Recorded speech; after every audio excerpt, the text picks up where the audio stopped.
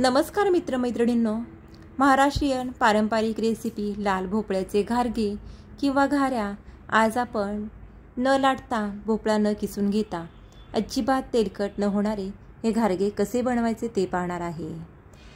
नमस्कार, RK prime किचनमध्ये तुम्हा सर्वांचे खूप खूप मनपूर्वक स्वागत। आज सर्वांच्या आवडीची रेसिपी लाल भोपळ्याचे घारगे आज आपण बनवतोय। काही ठिकाणी याला घाऱ्या सुद्धा म्हटलं जातं। या भोपळ्याला लाल भोपळा, काशीफळ अशी दोन नावं आहेत। तर ही पारंपरिक रेसिपी आहे। आपल्या आजी आजोबांपासून लहानपणी सुद्धा आपण या घाऱ्या आवडीने खात होतो, तुम्हाला आठवतच असेल। तर आज आपण या घाऱ्या माझ्या आजीच्या पद्धतीने बनवून तयार करणार आहोत। तर रेसिपी आवडली तर नक्कीच रेसिपीला लाईक करा आणि आपल्या चॅनलला सबस्क्राइब करा। चला तर या रेसिपीला सुरुवात करूयात। हा लाल भोपळा आईने दिलेला आहे, आत्ता माहेरी गेले होते त्यावेळेस। तर यापासून घाऱ्या मी बनवणार आहे आणि अजून एक दोन रेसिपी मी तुमच्यासोबत याच्यात शेअर करणार आहे। तर यातील थोडासा भोपळा मी कट करून घेणार आहे आणि त्याचाच आपण घाऱ्या कशा बनवायच्या ते पाहूयात। भोपळा थोडासा मोठा आहे, तर यातील दोन पीसेस मी कट करून घेतलेले आहेत। मधील ज्या भोपळ्याच्या बिया असतात त्या टाकून न देता वेगळ्या काढून ठेवायच्या आहेत। एका ताटामध्ये छान असं सुकवायच्या आणि त्या खायच्या। भोपळ्याला मध्ये या शिरा असतात त्या काढून टाकायच्या आहेत आणि भोपळा या पद्धतीने आपल्याला स्वच्छ करून घ्यायचा आहे। दोन्ही पोळी मी या पद्धतीने स्वच्छ केलेल्या आहेत। या बिया टाकून न देता ह्या सुकवून खा, खूप पौष्टिक असतात। कुकरच्या डब्यामध्ये तयार पोळी मी काढून ठेवलेल्या आहेत। कुकरमध्ये याला 4 शिट्ट्या करून घेतलेल्या आहेत। छान असा या पद्धतीने भोपळा मऊसूत शिजवून घ्यायचा आहे। कुकरला छान 4 शिट्ट्या करून घेतल्या की भोपळा या पद्धतीने छान मऊसूत शिजतो। कुकर कोमट झाल्यानंतर या पोळी काढून घेतलेल्या आहेत आणि हलक्याशा या पोळी सुद्धा गरम आहेत।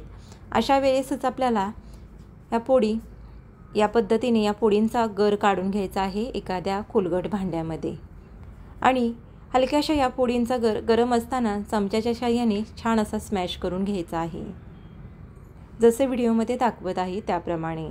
आता साधारणतः हा गर पाहायचा झालं तर 2 वाट्या हा भोपळ्याचा गर आहे। तर त्यासाठी मी 1 वाटी बारीक चिरलेला गूळ घातलेला आहे।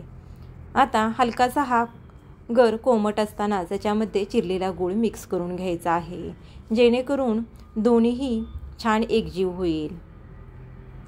अशा पद्धतीने जर तुम्ही मिश्रण तयार केलं तर भोपळ्याच्या घाऱ्या या होटाने सुद्धा खाता येतील, इतक्या सुंदर बनवून तयार होतात। बिलकुल या तेलकट होत नाही, छान अशा खुसखुशीत आणि मऊ लुसलुशीत तयार होतात आणि आपला वेळ सुद्धा वाचतो। भोपळा किसून न घेता कुकरला छान उकडून घ्यायचा, त्यामुळे आपली मेहनत कमी होते आणि गर काढून घेऊन तुम्ही या पद्धतीने मिक्स करू शकता किंवा ही कढई सुद्धा तुम्ही गॅसवरती ठेवली आणि गूळ विरघळून घेतला तरी सुद्धा चालेल। पण या पद्धतीने जर आपण चमच्याने स्मॅश करून गूळ व्यवस्थित विरघळला नाही तर मिक्सरच्या छोट्या भांड्यामध्ये या पद्धतीने हा गर काढून घ्यायचा आहे आणि थोडा थोडा व्यवस्थित बारीक करायचा आहे, कारण घारगे आपण बनवतोय याच्यामध्ये गुळाचे खडे बिलकुल राहिले नाही पाहिजेत। तर थोडा थोडा गर या पद्धतीने मी मिक्सरच्या भांड्यामध्ये घेतला आणि छान असा बारीक केला। आपण भोपळा खिसण्यामध्ये आपला वेळ जातो, परत मिश्रण गॅसवरती शिजवून नंतर थंड करण्यामध्ये। या पद्धतीने केलं तर तुमची मेहनतसुद्धा कमी होते आणि वेळसुद्धा वाचतो। तर ही पद्धत तुम्ही एकदा नक्की वापरून पहा। तर उरलेला सुद्धा हा भोपळ्याचा गर मी मिक्सरमध्ये लावून छान असा बारीक करून घेते। हा गर बारीक करताना बिलकुल याच्यामध्ये पाणी घालू नका। तर सर्व गर या ठिकाणी आपला बारीक तयार करून झालेला आहे। अगदी छान मस्त अशी मऊसूद्याची पेस्ट तयार झालेली आहे, पाहू शकता। आता याच्यावरती थोडंसं मी जायफळ किसून घालणार आहे। सुंठ, वेलची पावडर घालू शकता, पण यावेळेस मी थोडीशी वेगळी चव येण्यासाठी जायफळ किसून घालत आहे आणि चवीप्रमाणे मीठ घालायचं आहे। थोडंसं मीठ घालूया। आता 1 चमचा भरच या ठिकाणी मी तांदळाचं पीठ घालणार आहे आणि लागेल तेवढं याच्यामध्ये आपल्याला गव्हाचं पीठ वापरायचं आहे। सुरुवातीला 1.5 वाटी गव्हाचं पीठ घातलेलं आहे।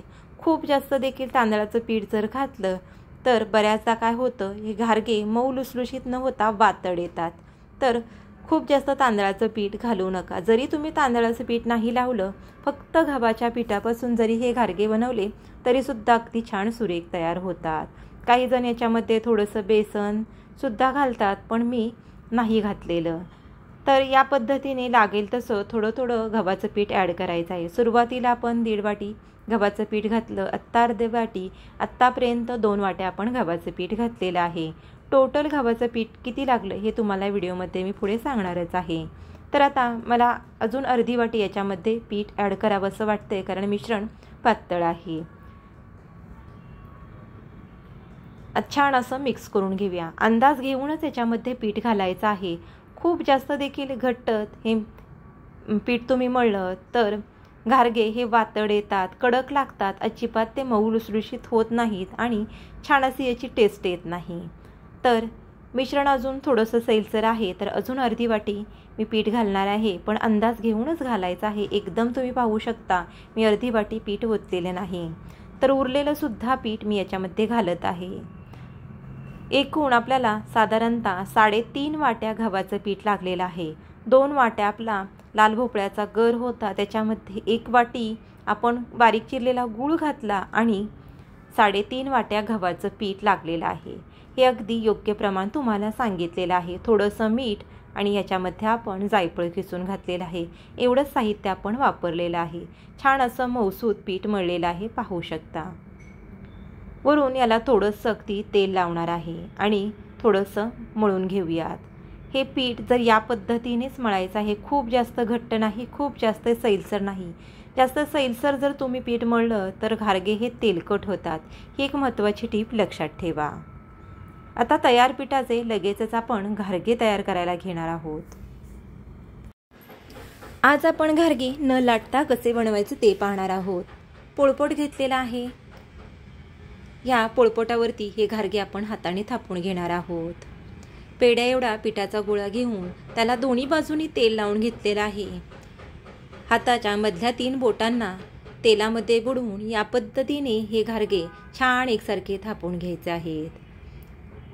घारगे थापताना खूप जास्त पातळ नाही आणि खूप जास्त जाडसर सुद्धा थापलेलं नाही, बघू शकता। अगदी परफेक्ट असे हे घारगे बनवून तयार होतात आणि घारगे थापण्यासाठी जास्त वेळ लागत नाही, जेवढा वेळ घारगे लाटून घेण्यासाठी लागतो।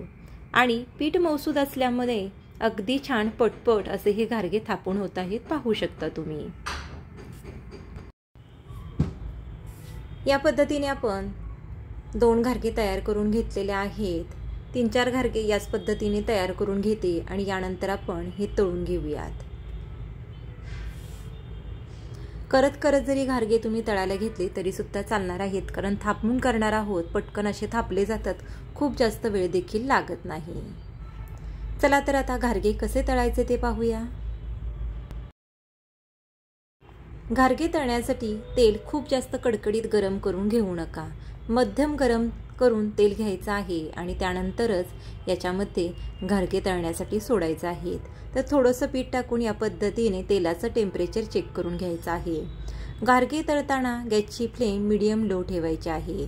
हाय फ्लेमवरती घारगे तळायचे नाहीत, ते पटकन करपले जातात आणि या पद्धतीने टम्माचे फुगत नाहीत। आणि लो फ्लेमवर जर आपण घारगे तळले तर ते खूप जास्त तेल पितात। यासाठी या 2 महत्त्वाच्या टीप घारगे तळताना लक्षात ठेवा। अगदी सुंदर असे हे घारगे फुललेले आहेत, बघू शकता। चवीला अतिशय सुंदर अशा ह्या घाऱ्या लाल भोपळ्याच्या लागतात। लाल भोपळ्याचा छान असा फ्लेवर सुद्धा येतो आणि जी आज तुम्हाला पद्धत दाखवलेली आहे त्यामध्ये पिठाचं गुळाचं प्रमाण हे अगदी योग्य आहे। खूप जास्त गोड देखील या घाऱ्या तयार होत नाही, अगदी खायला चविष्ट लागतात, भन्नाट लागतात। नक्की एकदा न लाटता आणि भोपळा न खिसता हे या पद्धतीने तुम्ही घाऱ्या बनवून पहा। दुसरी सुद्धा घारी अगदी सुंदर अशी फुललेली आहे, बघू शकता, आणि याला रंग सुद्धा अगदी सुरेख आलेला आहे। गव्हाचं पीठ वापरून हे घारगे गुळ आणि गव्हाच्या पिठापासून आपण बनवल्यामुळे अतिशय हे घारगे पौष्टिक आहेत खाण्यासाठी आणि पारंपरिक आहेत। या घाऱ्या केल्यानंतर 3 ते 4 दिवस छान अशा टिकून राहतात, बिलकुल खराब होत नाहीत। चला तर तुम्ही सुद्धा या पद्धतीने एकदा घारगे बनवून पहा, कसे झाले कमेंट करून नक्की सांगा। तर थोड्याशा घारगे या ठिकाणी आपण तयार केलेले आहेत. अगदी सुंदर टमटमीत असे फुगलेले आहेत, बघू शकता. किती चविष्ट आणि भन्नाट असे हे घारगे झालेले आहेत, बघू शकता. अगदी मऊलुसलुशीत. चला तर मग लवकरच भेटूया नवीन एका स्वादिष्ट आणि झटपट तयार होणाऱ्या रेसिपीसह. तोपर्यंत स्वस्त राहा, मस्त राहा, आनंदी राहा, असे छान छान पदार्थ खात राहा. धन्यवाद.